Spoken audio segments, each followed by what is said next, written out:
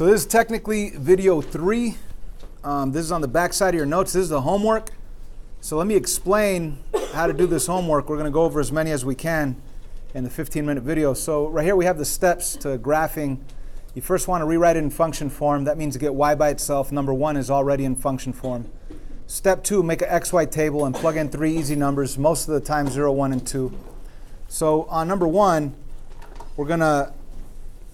it's already in function form, so we're going to jump to the xy table and we plug in 0, 1, and 2. Now we could do this in our heads. 0 plugged in right there. 2 times 0 is 0, and 0 minus 1 is negative 1. So that is a coordinate. 0, negative 1 is right here. 0 on the x, negative 1 on the y.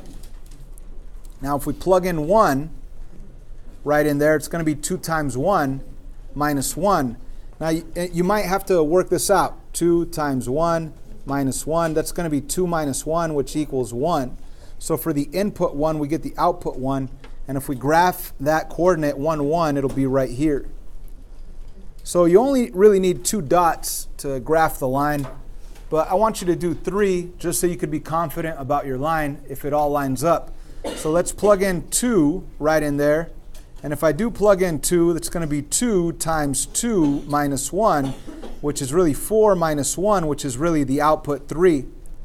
So the coordinate 2, 3 is also a solution. 2 on the x, 3 on the y, and I'll end up at that point right there. And as you could see, all 3 dots really do line up. So you put arrows on it and we're done. You graphed it. Okay? It's as easy as that. Once again, step 1, you make sure it's in function form. Antonio, it means to get y by itself. Okay? Step 2, you make an xy table, plug in some easy numbers like 0, 1, and 2. You work it out, you get 3 answers, and those are your coordinates. Step 3 is to draw your line and put arrows on it. Now, do not get confused when you see something like number 2. It says f of x. F of x is the same thing as y. So, I mean, you could just say y equals negative 3x plus 4, and we actually have it in function form. So, again, on number 2, step 1 is done for us. It already has it in function form. And when we go to our input-output table, we are going to plug in the 3 easy numbers 0, 1, and 2. When I plug in 0 right here, it's going to be negative 3 times 0. That is 0, and 0 plus 4 is 4. So for my input 0, I get the output 4. And now let me take the 1 and plug it in right here into the x. Negative 3 times 1 is negative 3, and negative 3 plus 4 is 1. So I get another coordinate. So I have the coordinate 0, 4, and 1, 1. And now for the last one, I apologize, I haven't been showing my work. Maybe you want me to show you some work. Let me plug in 2. Negative 3 times x plus 4. If I plug in the 2 right in here, it's going to be negative 6 plus 4, which equals negative 2. So I do get the output negative 2 for the input 2. So I have those 3 coordinates. Let me graph them now. 0, 4, 0 on the x, 4 on the y is right here on the edge. If I go to the coordinate 1, 1, 1 on the x, 1 on the y, it's right here. If I go to the coordinate 2, negative 2, 2 on the x, negative 2 on the y, it's down here. As you could see, it really does line up. Put some arrows on it, and you have graphed your equation. So once again, step 1 is to make sure you have y by itself. Step 2 is to make an xy table, and most of the time use 0, 1, and 2. Now, why do I say most of the time? Because if you have a fraction in front of your x, you have to use the denominator of that fraction.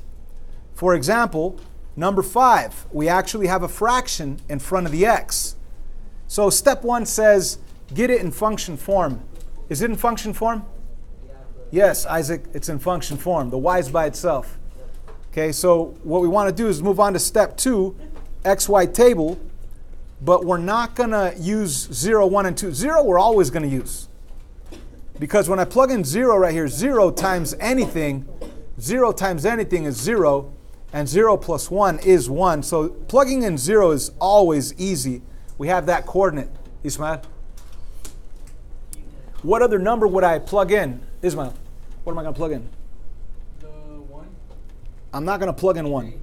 I just mentioned right now, that's why you guys need to pay attention. I just mentioned that when you have a fraction, you don't want to use 0, 1, and 2.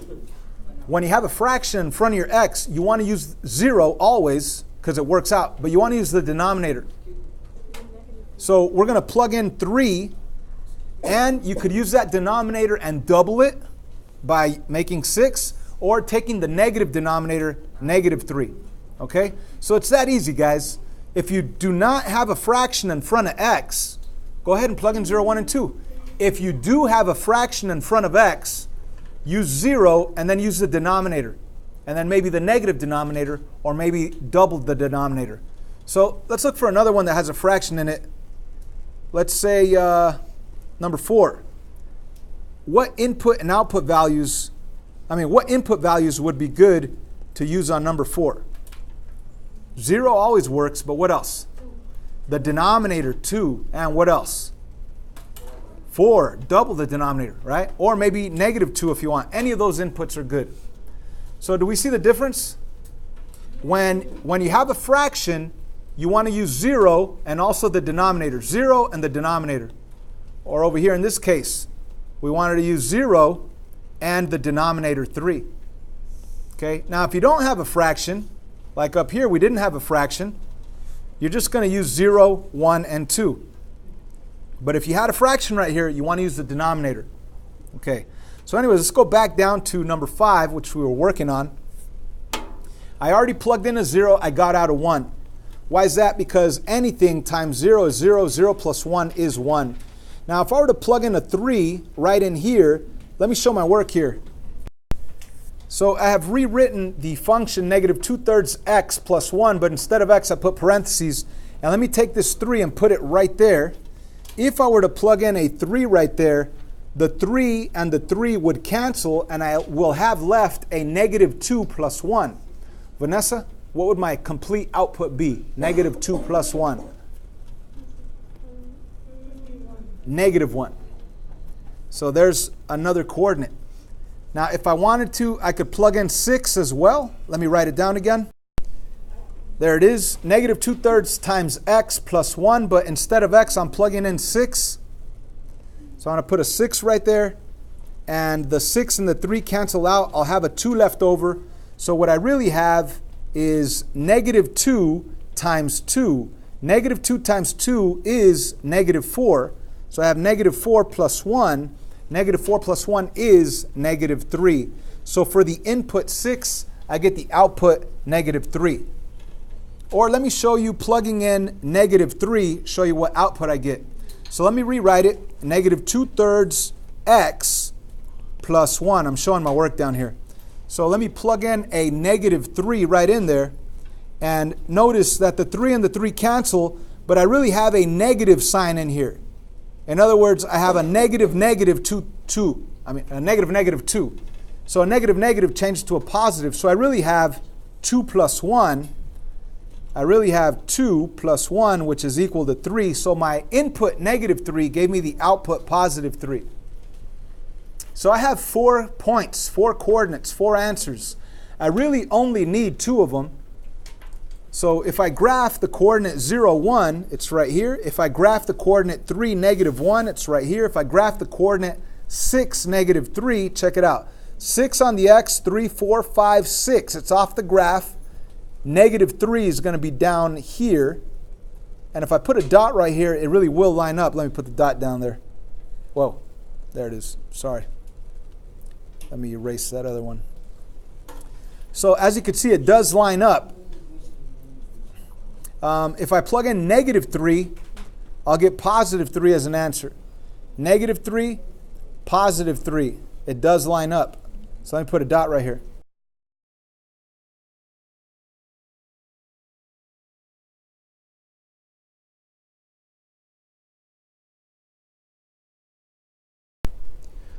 So again, you want to make sure that it's in function form. That means get y by itself. And then after that, if you have a fraction in front of x, you want to use 0 and the denominator. And then graph your coordinates, draw your line, and then put some arrows at the end of your line. So let's take a look at like number 8, for example. Is it in function form? Step 1 says write it in function form. What does that mean? So to get y by itself, we have to divide by -2. And you do that to everything. So the -2's cancel. I'll have y equals 4 divided by -2. That is -2 with an x on it. And then -2 divided by -2, that's really a positive 1. Ladies and gentlemen, your function form equation is y equals -2x plus 1. And now we're ready to actually make an XY table and plug in our inputs and outputs. So on this XY table, what numbers would be good to plug in, Rosalba? 0, 1, and 2. You don't have a fraction in front of x, so just go ahead and plug in 0, 1, and 2. When you plug in 0 right in there, what's -2 times 0? 0. And then 0 plus 1 is 1. So we do get out a output of 1 with the input 0.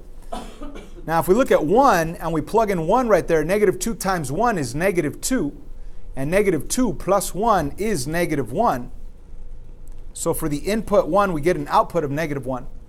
And last but not least, if we take 2 and plug it right in there, it's going to say -2 times 2. You guys want me to show my work? -2 times 2 plus 1. -2 times 2, that is -4. -4 plus 1, that's -3. So for the input 2, I get the output -3.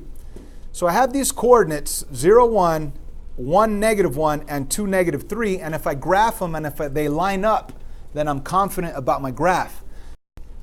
So let's graph the coordinate 0, 1. 0 on the x, 1 on the y. I end up with that dot right there. The next one is 1, -1. 1 on the x, -1 on the y. I get that dot right there. And the last one, 2, -3. 2 on the x, -3 on the y. You get that dot right there. As you can see, those 3 dots really do line up. So let me draw my line right through those 3 dots. That's my graph. Let's take a look at number 11. Is it in function form? Heck no. Let's get the y by itself. What do I do first? Get rid of the 8. So you subtract 8 on both sides. I'm going to rewrite this thing. I have 4y left over. I have it equal to 3x minus 8. Now I almost have the equation in function form. Y is almost by itself. So I'm going to divide by 4, and divide everything by 4. So my new function form equation will be, let me write it over here, y equals 3 divided by 4 I can't do, so I leave it like that. And of course it has an x on it. And then -8 divided by 4, that's -2. And I have the equation y equals 3/4 x minus 2. Now it's in function form. Y is by itself. So now I could go to an XY table and I could plug in 3 easy numbers. Not 0, 1, and 2. 0, 4, and 8. But you know what? Think about this. The input 8, that's the x value of 8. 1, 2, 3, 4, 5, 6, 7. Oh, I'm already off the paper, right? So maybe instead of 4 and 8, let's use 4 and -4. Okay? 4 and -4. So let me plug in a -4 here. Let's not use 8. I mean, you could, but it's just going to be off the graph. But let's plug in 0 right here. 0 times 3/4 is still 0, and 0 minus 2 is what? -2. So we have the coordinate 0, -2, which is right there. And then if I plug in 4, let me show my work. So here's my work. I have 3/4 times x minus 2, but instead of x, I want to plug in that 4 right there. So let me put the 4 right there. And of course, the 4's cancel out, and I have 3 take away 2. What's 3 take away 2? 1. That's right. So for my input 4, I get the output 1. So my x value of 4, my y value of 1 is going to be up here. There's the next point, 4, 1. So like we said, the next one, 8. If you want 8 over, it'd be off the graph. So let's not use 8. Let's use -4. So let me rewrite the equation. 3/4 x, 3/4, but instead of x, I want to plug in -4 minus 2. Now, the 4 and the 4 cancel, but I still have a negative sign in here. That's like -1 times 3. So that's going to be a -3 minus 2. -3 minus 2 is -5. So -4, the input of -4 gave me the output of -5. So if I go to -4 and -5, let me move this up. Once again, -4 on the x, -5 on the y. It's going to be right here on the edge. And as you can see, it really does line up. So just draw a line through those points, put arrows on it, and you're done. So on all of these, you got to go through those 3 steps. Is the y by itself? If it's not, you got to get it in function form. Then after that, you got to use an xy table. If for some crazy reason you have a fraction in front of your x, then you can't use 0, 1, and 2. You're going to use 0 and the denominator, and maybe the negative denominator, or maybe the denominator times 2. And then you plug in your inputs, get your outputs, graph your coordinates, draw your line, put some arrows on it, and you will be done.